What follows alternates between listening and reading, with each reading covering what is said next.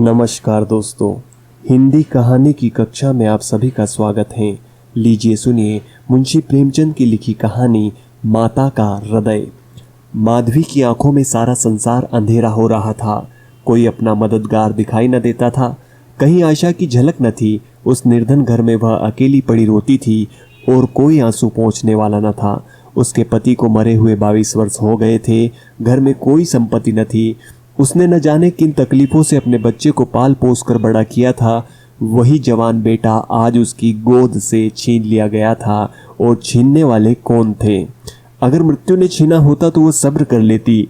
मौत से किसी को द्वेष नहीं होता, मगर स्वार्थियों के हाथों ये अत्याचार असहाय हो रहा था।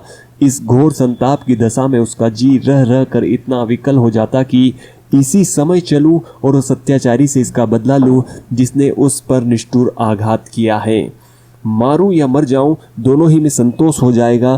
कितना सुंदर, कितना होनहार बालक था। यही उसके पति की निशानी, उसके जीवन का आधार, उसकी उम्र भर की कमाई थी। वही लड़का इस वक्त जेल में पड़ा न जाने क्या क्या तकलीफें झेल रहा होगा। और उसका अपराध क्या था? कुछ नहीं। सारा मोहल्ला उस पर जान देता था। विद्यालय के अध्यापक उस पर जान देते थे। अपने बेगाने सभी तो उसे प्यार करते थे। कभी उसकी कोई शिकायत सुनने में नहीं आई। ऐसे बालक की माता होने पर उसे बधाइयाँ मिलती थी। कैसा सज्जन, कैसा उदार, कैसा परमार्थी। खुद भूखा सो रहे, मगर क्या मजाल की द्वार पर आने वाले अतिथि को रूखा जवाब दे। ऐसा बालक क्या इस योग्य था कि जेल में जाता? उसका अपराध यही था, वह कभी कभी सुनने वालों को अपने दुखी भाइयों का दुखड़ा सुनाया करता था। अत्याचार से पीड़ित प्राणियों की मदद के लिए हमेशा तैयार रहता था। क्या उसका यही अपराध था? दूसरों की सेवा करना भी अपराध है, किसी अतिथि को आश्रय देना भी अपराध है। इस युवक का नाम आत्मानंद था। दुर्भाग्यवश उसमें वे सभी सद्गुण थे जो जेल का द्वार खोल देते हैं। वह निर्भीक था, स्पष्टवादी था, साहसी था, स्वदेश प्रेमी था, निस्वार्थ था, कर्तव्य परायण था। जेल जाने के लिए इन्हीं गुणों की जरूरत है। स्वाधीन प्राणियों के लिए वे गुण स्वर्ग का द्वार खोल देते हैं, पराधीनों के लिए नरक के। आत्मानंद के सेवा कार्य ने, उसकी वक्तृताओं ने और उसके राजनीतिक लेखों ने उसे सरकारी कर्मचारियों की नजरों में चढ़ा दिया था।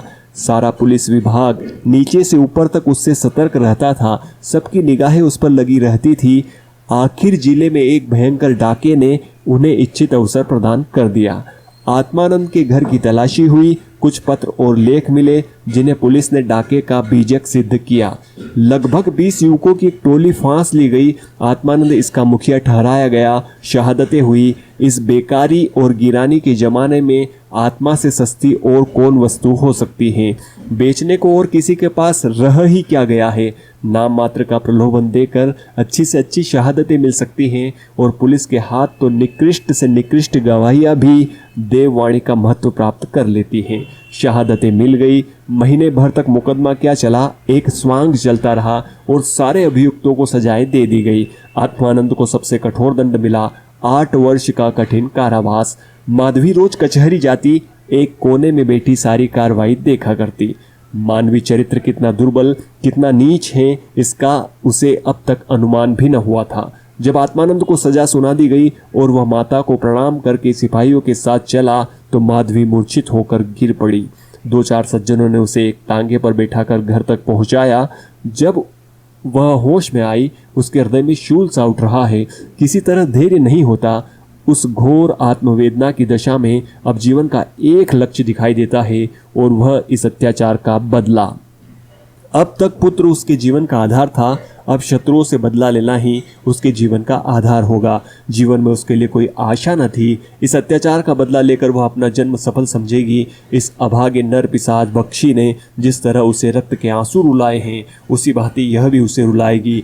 नारी हृदय कोमल है, लेकिन केवल अनुकूल दशा में। जिस दशा में पुरुष दूसरों को दबाता है, स्त्री शील और विनय की देवी हो जाती है। लेकिन जिसके हाथों में अपना सर्वनाश हो गया हो, उसके प्रति स्त्री की पुरुष से कम घृणा और क्रोध नहीं होता। अंतर इतना ही है कि पुरुष शास्त्रों से काम लेता है, स्त्री कौशल से। अंतर इतना है कि पुरुष शस्त्रों से काम लेता है, स्त्री कौशल से।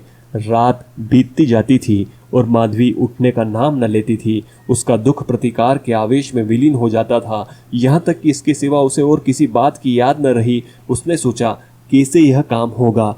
कभी घर से नहीं निकली। वेधव्य के 22 साल इसी घर में कट गए, लेकिन अब निकलूंगी, जबरदस्ती निकलूंगी, भिखारिन बनूंगी, टहलनी बनूंगी, झूठ बोलूंगी, सब कुकर्म करूंगी। सत्कर्म के लिए संसार में स्थान नहीं। ईश्वर ने निराश होकर कदाचित उसकी ओर से मुंह फेर लिया है, तभी तो यहाँ ऐसे अत्याचार होते हैं और पापियों को दंड नहीं मिलता। अब इन्हीं हाथों से उन्हें दंड दूंगी। संध्या का समय था। लखनऊ के एक सजे हुए बंगलों में मित्रों की महफिल जमी हुई थी। संध्या का समय था। लखनऊ के एक सजे हुए बंगले में मित्रों की महफिल जमी हुई थी। गाना बजाना हो रहा था। एक तरफ आतिशबाजियां रखी हुई थी, दूसरे कमरे में मेजों पर खाना चुना जा रहा था। चारों तरफ पुलिस के कर्मचारी नजर आते थे। वह पुलिस के सुपरिटेंडेंट मिस्टर बगीची का बंगला है। कई दिन हुए उन्होंने एक मार्के का मुकदमा जीता था। अफसरों ने खुश होकर उनकी तरक्की कर दी थी और उसी की खुशी में यह उत्सव मनाया जा रहा था। यहाँ आए दिन ऐसे उत्सव होते रहते थे। मुफ्त के गवैये मिल जाते थे, मुफ्त की आतिशबाजी, फल और मेवे और मिठाइयाँ आधे दामों पर बाजार से आ जाती थी और चट दावतें हो जाती थी। दूसरों के जहाँ 100 लगते वहाँ इनका 10 से काम चल जाता था। दौड़ धूप करने को सिपाहियों की फौज थी। और यह मार्के का मुकदमा क्या था? वह जिसमें निरपराध युवकों को बनावटी शहादत से जेल में ठूस दिया गया था। गाना समाप्त होने पर लोग भोजन करने बैठे। बेगार के मजदूर और पल्लेदार जो बाजार से दावत और सजावट के सामान लाए थे, रोते या दिल में गालियां देते चले गए थे।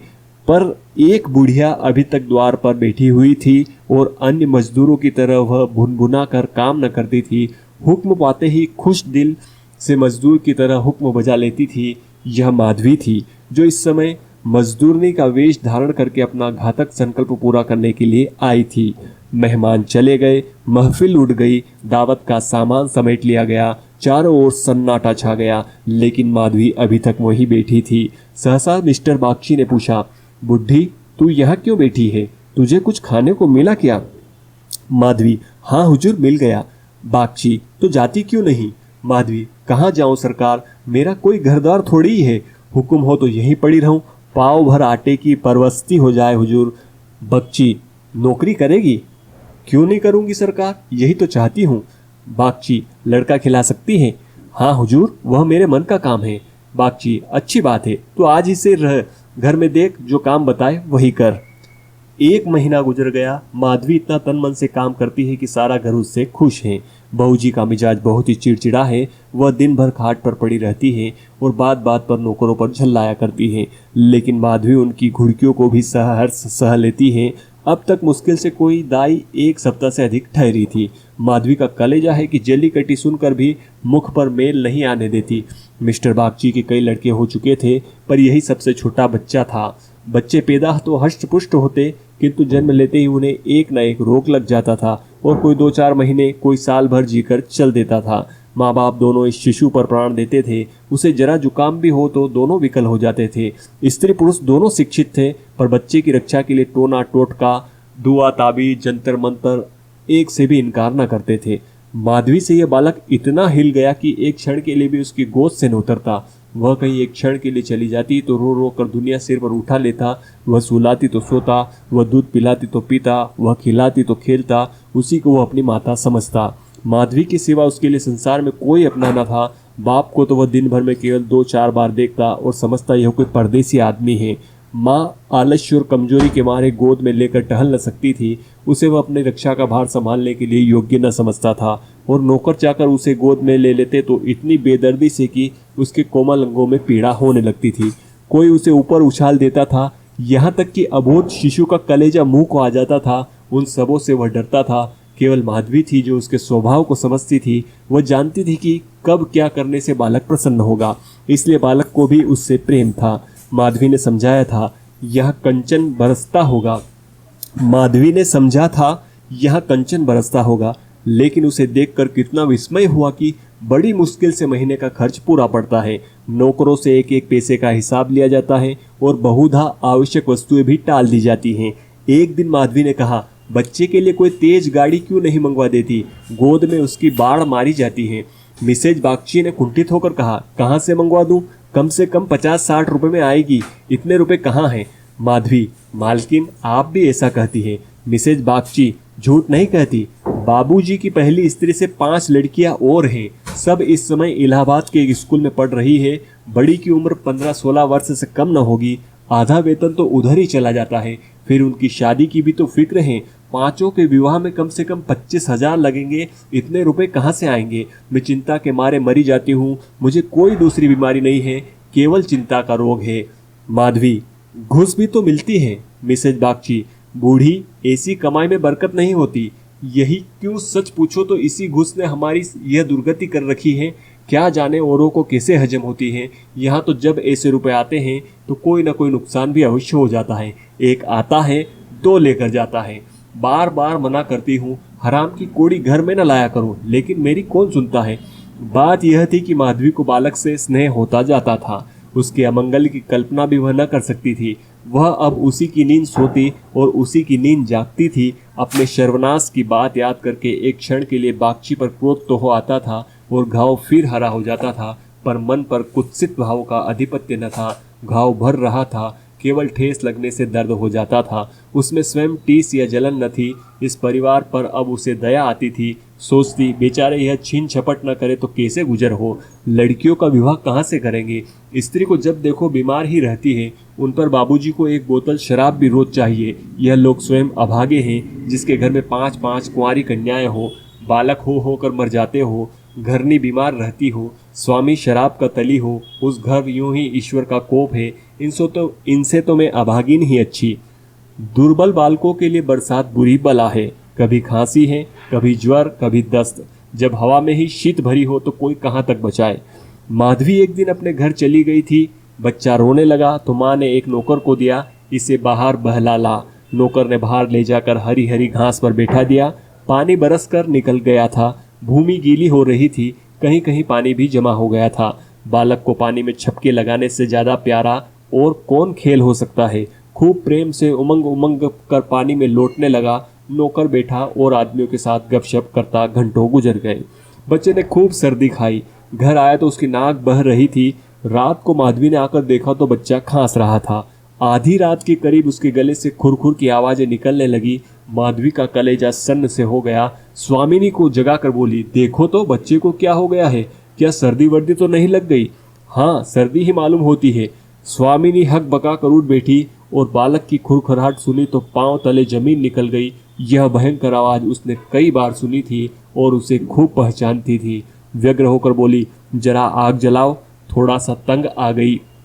आज कहार जरा देर के लिए बाहर ले गया था, उसी ने सर्दी में छोड़ दिया होगा। सारी रात दोनों बालक को सेकती रही। किसी तरह सवेरा हुआ। मिस्टर बागची को खबर मिली तो सीधे डॉक्टर के यहाँ दौड़े। खैरियत इतनी थी कि जल्द एहतियात की गई। 3 दिन में अच्छा हो गया, लेकिन इतना दुर्बल हो गया कि उसे देखकर डर लगता था। सच पूछो तो माधवी की तपस्या ने बालक को बचाया। माता पिता सो जाते, किंतु माधवी की आंखों में नींद न थी। खाना पीना तक भूल गई। देवताओं की मनोतियाँ करती, बच्चे की भलाई लेती, बिल्कुल पागल हो गई थी। यह वही माधवी है जो अपने सर्वनाश का बदला लेने आई थी। अपकार की जगह उपकार कर रही थी। विष पिलाने आई थी, सुधा पिला रही थी। मनुष्य में देवता कितना प्रबल है। प्रातः काल का समय था। मिस्टर बागची शिशु के झूले के पास बैठे हुए थे। स्त्री के सिर में पीड़ा हो रही थी। वही चारपाई पर लेटी हुई थी और माधवी समीप बैठी बच्चे के लिए दूध गर्म कर रही थी। सहसा बागची ने कहा, बूढ़ी, हम जब तक जिएंगे तुम्हारा यश गाएंगे। तुमने बच्चे को जिला लिया। स्त्री, यह देवी बनकर हमारा कष्ट निवारण करने के लिए आ गई। यह न होती तो न जाने क्या होता। बूढ़ी, तुमसे मेरी एक विनती है। यूं तो मरना जीना प्रारब्ध के हाथ है, लेकिन अपना अपना पोरा भी बड़ी चीज है। मैं अभागिनी हूँ। अब की तुम्हारे ही पुण्य प्रताप से बच्चा संभल गया। मुझे डर लग रहा है कि ईश्वर इसे हमारे हाथ से छीन न ले। सच कहती हूँ बूढ़ी, मुझे इसका गोद में लेते डर लगता है। मुझे इसको गोद में लेते डर लगता है। इसे तुम आज से अपना बच्चा समझो। तुम्हारा होकर शायद बच जाए। हम अभागे हैं। हमारा होकर इस पर नित्य कोई ना कोई संकट आता रहेगा। आज से तुम इसकी माता हो जाओ। तुम इसे अपने घर ले जाओ, जहाँ चाहे ले जाओ। तुम्हारी गोद में देकर मुझे कोई चिंता न रहेगी। वास्तव में तुम ही इसकी माता हो। मैं तो राक्षसी हूँ। माधवी, बहू जी, भगवान सब कुशल करेंगे। क्यों जी छोटा करती हो? मिस्टर बागची, नहीं नहीं बूढ़ी माता, इसमें कोई हरज नहीं। मैं मस्तिष्क से तो इन बातों को ढकोसला ही समझता हूँ, लेकिन हृदय से इन्हें दूर नहीं कर सकता। मुझे स्वयं मेरी माताजी ने एक धोबिन के हाथ बेच दिया था। मेरे 3 भाई मर चुके थे। मैं जो बच गया तो माँ बाप ने समझा बेचने से इसकी जान बच गई। तुम इस शिशु को पालो पोसो, इसे अपना पुत्र समझो। खर्च हम बराबर देते रहेंगे, इसकी कोई चिंता मत करना। कभी कभी जब हमारा जी चाहेगा आकर देख लिया करेंगे। हमें विश्वास है कि तुम इसकी रक्षा हम लोगों से कहीं अच्छी तरह कर सकती हो। मैं कुकर्मी हूँ, जिस पेशे में हूँ उसमें कुकर्म किए बगैर काम नहीं चल सकता। झूठी शहादतें बनानी ही पड़ती है, निरपराधों को फंसाना ही पड़ता है। आत्मा इतनी दुर्बल हो गई है कि प्रलोभन में पड़ ही जाता हूँ। जानता हूँ कि बुराई का फल बुरा होता है, पर परिस्थिति से मजबूर हूँ। अगर न करूँ तो आज नालायक बनाकर निकाल दिया जाऊँ। अंग्रेज हजारों भूले करे, कोई नहीं पूछता। हिंदुस्तानी एक भूल भी कर बैठे तो सारे अफसर उसके सिर हो जाते हैं। हिंदुस्तानियत को दोष मिटाने के लिए कितनी ही ऐसी बातें करनी पड़ती हैं जिनका अंग्रेज के दिल में कभी ख्याल ही नहीं पैदा हो सकता। तो बोलो, स्वीकार करती हो? माधवी गदगद होकर बोली, बाबूजी, आपकी इच्छा है तो मुझसे भी जो कुछ बन पड़ेगा आपकी सेवा कर दूंगी। भगवान बालक को अमर करे, मेरी तो उनसे यही विनती है। माधवी को ऐसा मालूम हो रहा था कि स्वर्ग के द्वार सामने खुले हैं और स्वर्ग की देवियाँ आंचल फैला फैला कर आशीर्वाद दे रही है। मानो उसके अंतस्थल में प्रकाश की लहरें उठ रही है। स्नेहमय सेवा में कितनी शांति थी। बालक अभी तक चादर ओढ़े सो रहा था। माधवी ने दूध गर्म हो जाने पर उसे झूले पर से उठाया तो चिल्ला पड़ी। बालक की देह ठंडी हो गई थी और मुंह पर वह पीलापन आ गया था जिसे देखकर कलेजा हिल जाता है, कंठ से आह निकल जाती है और आंखों से आंसू बहने लगते हैं। जिसने इसे एक बार देखा है फिर कभी नहीं भूल सकता। माधवी ने शिशु को गोद से चिपटा लिया, हालांकि नीचे उतार देना चाहिए था। कुहराम मच गया। माँ बच्चे को गले से लगाए रोती थी पर उसे जमीन पर न सुलाती थी। क्या बातें हो रही थी और क्या हो गया। मौत को धोखा देने में आनंद आता है। वह उस वक्त कभी नहीं आती जब लोग उसकी राह देखते होते हैं। वह उस वक्त कभी नहीं आती जब लोग उसकी राह देखते होते हैं। रोगी जब संभल जाता है, जब वह पथ्य लेने लगता है, उठने बैठने लगता है, घर भर खुशियां मनाने लगता है, सबको विश्वास हो जाता है कि संकट टल गया, उस वक्त घात में बैठी हुई मौत सिर पर आ जाती है। यही उसकी निठुर लीला है। आशाओं के बाग लगाने में हम कितने कुशल हैं। यहाँ हम रक्त के बीज बोकर सुधा के फल खाते हैं। अग्नि से पौधों को सींच कर शीतल छाह में बैठते हैं। हाँ, मंद बुद्धि हैं हम। दिन भर मातम होता रहा। बाप रोता था, माँ तड़पती थी और माधवी बारी बारी से दोनों को समझाती थी। यदि अपने प्राण देकर वह बालक को जिला सकती तो इस समय अपना धन्य भाग समझती। वह अहित का संकल्प करके यहाँ आई थी और आज जब उसकी मनोकामना पूरी हो गई और उसे खुशी से फूलाना समाना चाहिए था, उससे कहीं घोर पीड़ा हो रही जो अपने पुत्र की जेल यात्रा में हुई थी। रुलाने आई थी और खुद रोती जा रही थी। माता का हृदय दया का सागर है। उसे जलाओ तो उसमें दया की ही सुगंध निकलती है, पीसो तो दया का ही रस निकलता है। वह देवी है। विपत्ति की क्रूर लीलाएं भी उस स्वच्छ निर्मल स्रोत को मलिन नहीं कर सकती।